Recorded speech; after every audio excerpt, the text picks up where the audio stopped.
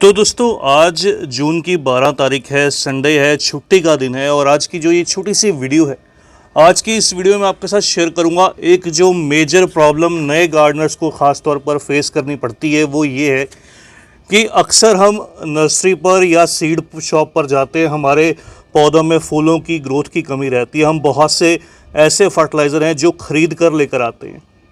ख़रीद कर लाना फर्टिलाइज़र को बहुत आसान रहता है, पैसे दिए ख़रीद कर ले आए, लेकिन उन फर्टिलाइज़र को किस तरह से कितनी क्वांटिटी में अपने पौधों में इस्तेमाल करना चाहिए जिससे उनका जो रिज़ल्ट है वो आपके पौधों में पॉजिटिव निकल कर आए, ये सबसे ज़्यादा इम्पोर्टेंट है। क्योंकि जैसे कि आप जानते हैं कुछ फर्टिलाइज़र केमिकल रहते हैं, कुछ ऑर्गेनिक रहते हैं, लेकिन ओवरडोज किसी भी पौधे को मार सकती है। हालांकि कम डोज देने पर यह होता है कि पौधे वो रिज़ल्ट नहीं देते जो आप उनसे एक्सपेक्ट कर रहे थे, लेकिन ओवरडोज से पौधे मरने लगते हैं। तो आज की इस वीडियो में यही शेयर करूंगा कुछ 5 से 7 ऐसे फर्टिलाइज़र जो रेगुलर यूज़ में इस्तेमाल किए जाते हैं और उनका इस्तेमाल कितनी क्वांटिटी में करना चाहिए, उनका बेनिफिट क्या है। तो वीडियो को पूरा देखिएगा, वीडियो आपको इन्फॉर्मेटिव लगेगी। चलिए वीडियो को स्टार्ट करते हैं। लेकिन इस वीडियो को स्टार्ट करने से पहले जो एक बात कहना चाहूँगा, देखिए अगर आप नॉर्थ इंडिया से हैं, दिल्ली एनसीआर से हैं, पंजाब से, हरियाणा से, आपके इस तरह से पोर्चुलाका में फ्लावरिंग नहीं हो रही, तो मैंने कुछ एक जो वीडियोज़ हैं इसके रिलेटेड शेयर किए हैं जिससे आपके पौधों में अच्छी फ्लावरिंग होगी, फ्लावर का जो साइज़ है वो भी बढ़िया से निकल कर आएगा। उनका जो लिंक है वो डिस्क्रिप्शन बॉक्स में दे दूंगा, वहाँ से वो वीडियो ज़रूर देखिएगा, वीडियो आपको हेल्पफुल लगेगी। तो चलिए दोस्तों बात करते हैं। सबसे पहले जो ये आप फर्टिलाइज़र देख रहे हैं इसको डीएपी फर्टिलाइज़र बोलते हैं। डीएपी क्या है? DAP diammonium phosphate. इसके अंदर नाइट्रोजन जो है वो 18% रहता है और फॉस्फोरस जो है वो 46% रहता है। इस फर्टिलाइज़र का आप गर्मी सर्दी दोनों समय पर इस्तेमाल कर सकते हैं। बहुत से कमेंट्स रहते हैं कि गर्मी में क्या फर्टिलाइज़र का इस्तेमाल करना सही है। तो ओवरडोज किसी फर्टिलाइज़र की नहीं करनी, जैसे मैंने आपको पहले ही बताया। गर्मी सर्दी आप इसका इस्तेमाल कर सकते हैं, कोई प्रॉब्लम नहीं होगी, बिल्कुल गमले के साइज़ के अकॉर्डिंग। ये दानेदार फर्टिलाइज़र रहता है, इसको हालांकि पानी में डिज़ोल्व भी किया जा सकता है, लेकिन जो सही तरीका रहता है गमले के साइज़ के अकॉर्डिंग, जितने साइज़ का आपका गमला रहता है और जितना मैच्योर प्लांट रहता है उस अकॉर्डिंग, क्योंकि ये एक केमिकल फर्टिलाइज़र है तो उस अकॉर्डिंग इसको फीड किया जाता है। लगभग लगा लीजिए अगर आपका गमला 10 इंच का है तो 15 से 20 दाने इस तरह से डीएपी फर्टिलाइज़र के गमले की मिट्टी की साइड में आपको डालने होते हैं, जड़ों से थोड़ा सा दूरी पर। और महीने में आप इसका 2 बार मैक्सिमम इस्तेमाल कीजिए, वो सफिशेंट रहता है। गुलाब के पौधों को सर्दी के मौसम में महीने में 3 बार भी फीड किया जा सकता है। इस फर्टिलाइज़र के इस्तेमाल से पौधा जो है वो नई शूट्स को, नई ब्रांचेस को और रूट्स को डेवलप करता है, ग्रीनरी को लिए रहता है और फ्लावरिंग जो बर्ड्स हैं उसको भी डेवलप करता है। तो एक बैलेंस फर्टिलाइज़र कह सकते हैं इसको, ये अच्छा रिजल्ट देता है पौधों में। चलिए अब नंबर 2 पर बात करते हैं एनपीके फर्टिलाइज़र की। एनपीके बहुत तरह का आता है। एनपीके का मेन रहता है कि नाइट्रोजन, फॉस्फोरस और पोटेशियम, इसमें तीनों चीज़ें अवेलेबल रहती हैं। लेकिन नर्सरीज पर एनपीके में बहुत से ऐसे विकल्प हैं जिसमें केवल फॉस्फोरस और पोटेशियम रहता है, जिसमें केवल पोटेशियम रहता है। तो आपकी इसको जो रेशियो है वो चेक करनी पड़ती है, एनपीके कौन सा आप नर्सरी से परचेज करने जा रहे हैं। मोस्टली जो गार्डनर यूज़ करते हैं वो एनपीके 18-18-18, एनपीके 19-19-19 या 20-20-20। इसके अलावा एनपीके 52-34 या फिर एनपीके 0050 जो एनपीके 50 जिसमें केवल पोटेशियम रहता है। इस तरह के जो कॉमन एनपीके है वो ज़्यादा इस्तेमाल में लिए जाते हैं। एनपीके मोस्टली आपको इस तरह से, या तो देखिए दोनों फॉर्म में हालांकि अवेलेबल भी रहता है, इसकी ग्रैनुअल फॉर्म भी रहती है और इस तरह से पाउडर फॉर्म भी रहती है, लेकिन पाउडर फॉर्म लेना बेटर रहता है। पाउडर फॉर्म ईजिली डिज़ोल्व हो जाती है पानी में। इसको 2 ग्राम पर लीटर जो है वो डिज़ोल्व किया जाता है, उसके बाद पौधे की पत्तियों पर स्प्रे कीजिए, आपको जो रिज़ल्ट है वो अच्छा मिलता है। ये इंस्टेंट केमिकल फर्टिलाइज़र रहते हैं, इनका रिज़ल्ट साथ के साथ ही दिखने लगता है, केवल 10 से 15 दिन में इसका रिज़ल्ट जो है वो दिखाई देने लगता है। तो ये जो आप देख रहे हैं ये बैलेंस्ड एनपीके है, एनपीके 19-19-19। अगर प्राइस रेंज की बात करूँ एनपीके का, लगभग 150 जो पर केजी है आपको इस समय पर मिल जाएगा, सीड शॉप पर अवेलेबल रहता है। तो 2 ग्राम महीने में 2 बार आप 1 लीटर पानी में डिज़ोल्व कीजिएगा और सभी पौधों की पत्तियों पर, जितनी पौधे को नेसेसिटी रहे, जितनी उसकी लीव्स रहे, उस तरह से उसको पूरी तरह से नहलाकर जो है वो स्प्रे कीजिएगा। कुछ एक केसेस में इसका जो यूज़ है वो मिट्टी के अंदर भी किया जाता है, लेकिन उसकी कोई बहुत ज़्यादा रिक्वायरमेंट नहीं रहती।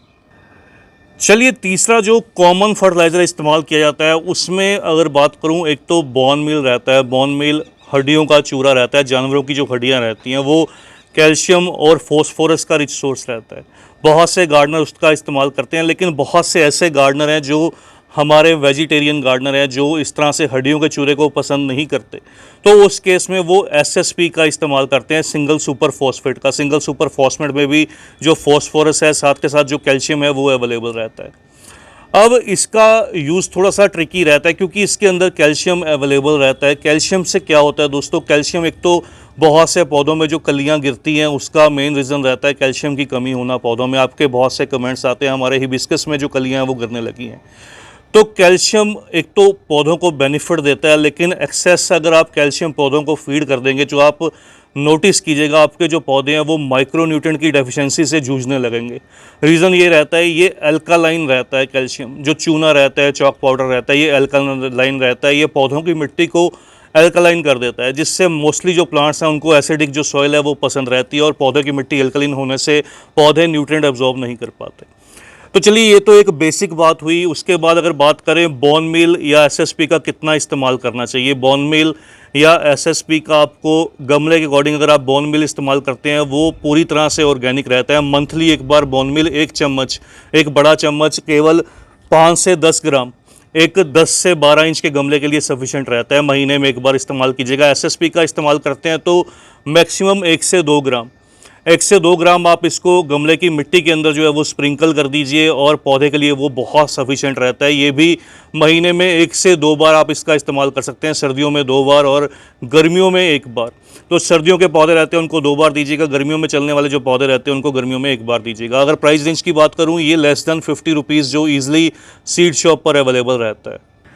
चलिए अगली बात करते हैं कॉमन जो बहुत ज़्यादा इस्तेमाल किया जाता है गार्डन के अंदर। ये देखिए, ये चाय की पत्ती की तरह दिखने वाले बिल्कुल दानेदार जो फर्टिलाइज़र है, इसको सीवीड ग्रेनुअल बोलते हैं। सीवीड कह लीजिए एक तरह का माइक्रो न्यूट्रिएंट है जो पौधे को ओवरऑल ग्रोथ में हेल्प करता है। पौधों को एक तो माइक्रो न्यूट्रिएंट, दूसरा मेजर न्यूट्रिएंट की रिक्वायरमेंट रहती है। मेजर न्यूट्रिएंट में एनपीके रहता है, माइक्रो न्यूट्रिएंट में बहुत से माइक्रो न्यूट्रिएंट्स रहते हैं।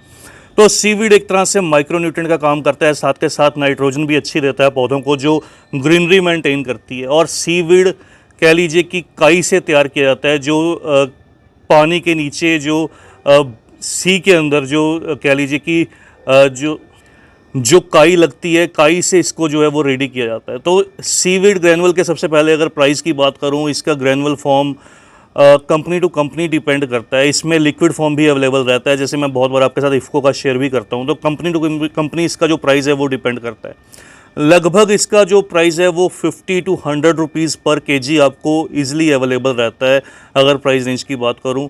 और यूज़ का अगर बताऊं तो ये पूरी तरह से ऑर्गेनिक रहता है। थोड़ा सा कम यूज़ या थोड़ा सा ज़्यादा यूज़ होने से ये पौधों पर कोई भी साइड इफ़ेक्ट नहीं देगा, पौधे को एक बैलेंस ग्रोथ देगा और बहुत से इंसेक्ट और पेस्ट को रिपेल भी करता है। ये उनको पौधों से दूर भी भगाता है। तो इसका अगर आपके पास लिक्विड फॉर्म है, उसका 3 से 5 ml 1 लीटर पानी में डिज़ोल्व करके सेम आपको पूरे पौधे को नहला देना, जितना भी उसके लिए इस्तेमाल किया जाए। दूसरा, इस तरह से जो ग्रैनुअल फॉर्म रहता है, इसका 5 से 10 ग्राम मंथली एक बार पौधे की मिट्टी में मिला दीजिए, वो सफिशिएंट रहता है महीने में एक बार। तो इसको आप दोनों तरह से इस्तेमाल कर सकते हैं। अगली जो बारी आती है दोस्तों म्यूरेट ऑफ पोटाश की या रेड पोटाश की। म्यूरेट ऑफ पोटाश ये भी ईजिली जो है वो सीड शॉप पर अवेलेबल रहता है। म्यूरेट ऑफ पोटाश, ये देखिए, ये मेरे पास पुराना केमिकल फर्टिलाइज़र पड़ा था जो बिल्कुल थोड़ा सा मॉइस्चर मिलने से इस तरह से चिपक कर एक बॉल की तरह बन गया।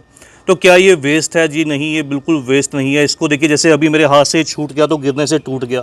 इसको थोड़ा सा प्रेस किया जाएगा, फिर से ये यूज़ के लिए रेडी हो जाएगा। तो प्राइस रेंज की बात करूँ, म्यूरेट ऑफ पोटाश का जो प्राइस है वो लेस देन 50 रुपी पर केजी जो है वो इजीली अवेलेबल रहता है, आपको इजीली मिल जाएगा। और सस्ता केमिकल फर्टिलाइज़र के तौर पर इसको इस्तेमाल किया जाता है। और दूसरा अगर बात करूँ इसका रोल क्या है, इसमें पोटेशियम की क्वांटिटी अच्छी रहती है। तो पोटेशियम की पौधों में क्या रिक्वायरमेंट रहती है? पोटेशियम की फ्लावरिंग को बूस्ट करने के लिए, फ्लावर्स के जो कलर है, साइज़ है, शेप है, उसको बढ़ावा देने के लिए। तो ये मेजर न्यूट्रिएंट में रहता है और ब्रांचेस की ओवरऑल ग्रोथ के लिए सभी तरह से पोटेशियम बहुत एक मेन जो रोल है वो प्ले करता है अपना पौधे की ओवरऑल ग्रोथ के लिए। इसके अलावा पोटेशियम का जो रोल है वो फोटोसिंथेसिस के प्रोसेस में भी रहता है। तो इस तरह से पोटेशियम का जो इस्तेमाल है वो पौधों के लिए किया जाता है। इसका क्या इस्तेमाल करना है, ये हालांकि सॉइल को जो है वो थोड़ा सा जल्दी से डिसबैलेंस कर देता है। इसका बहुत ज़्यादा इस्तेमाल आप कोशिश कीजिएगा मिट्टी में मत कीजिए, इसका आप इसको पानी में डिज़ोल्व करके इसका स्प्रे के तौर पर कीजिएगा। मंथली एक बार इसका स्प्रे सफिशेंट रहता है पौधों पर। अगर आपके पौधों में बहुत कम फ्लावरिंग है तो मंथली 2 बार कर लीजिए, और मिट्टी में एक बार अगर आप चाहें तो दे सकते हैं, वरना नहीं दीजिएगा। तो इसका 2 ग्राम 1 लीटर पानी में सेम एनपीके की तरह इसका इस्तेमाल कीजिएगा। अगला जो फर्टिलाइज़र बहुत ज़्यादा गार्डनर इस्तेमाल करते हैं, जो हाउस गार्डनर रहते हैं, जो घर में गार्डनिंग करते हैं, छत पर गार्डनिंग करते हैं, वो इस तरह से सरसों की खली जो मस्टर्ड केक रहता है इसका बहुत इस्तेमाल करते हैं। अब सरसों की खली में एक तो देखिए नाइट्रोजन 4% रहता है, फॉस्फोरस 1% पोटेशियम रहता है, 4:1:1। तो एनपीके जो मेजर न्यूट्रिएंट है वो तो अवेलेबल रहते हैं। इसके अलावा बहुत सा प्रोटीन और भी जो बहुत से जो माइक्रो न्यूट्रिएंट हैं वो अवेलेबल रहते हैं, जो पौधों को ओवरऑल डेवलपमेंट के लिए चाहिए होते हैं।